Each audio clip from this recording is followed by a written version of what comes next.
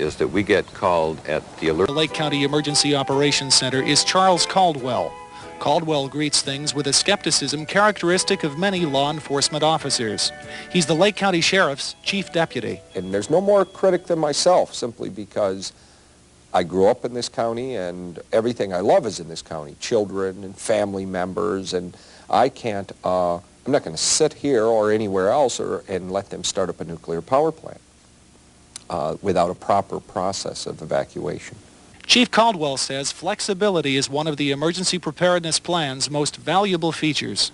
Problems that are given to us sometimes are, and not by the scenario, by citizens that have talked to me, is what would you do if, you know, you've got Route 2 with the construction on it at the moment, and a truck tips over and blocks Interstate 90, and you have to get things done, and you can't drive around it because it's too muddy, etc. I said, well, that's really not that difficult. If you think of it, you just would get a bulldozer from up the street, and there are construction companies all over this county, and you would bulldoze that $100,000 truck right off and a piece of scrap iron off to the side of the roadway.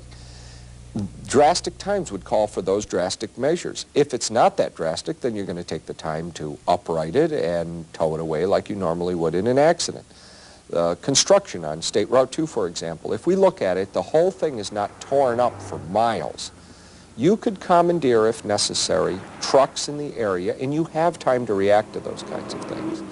That we could have gravel. Construction companies would fill in some of those holes with just truckloads of gravel. And it doesn't have to be an 80-mile-an-hour highway. It can be reduced to a 40-mile-an-hour highway, but you now open 2 lanes of traffic. I guess what I'm trying to say to you is that you have to look at the plan. Has it got flexibility? And this plan has a lot of flexibility to it. In addition to flexibility, there is another very important feature in the emergency preparedness plan. It's an intricate system of checks and balances. In the highly unlikely event that radiation would be released from the Perry nuclear plant, monitoring teams and systems ensure that government officials receive accurate, up-to-date information. John Wills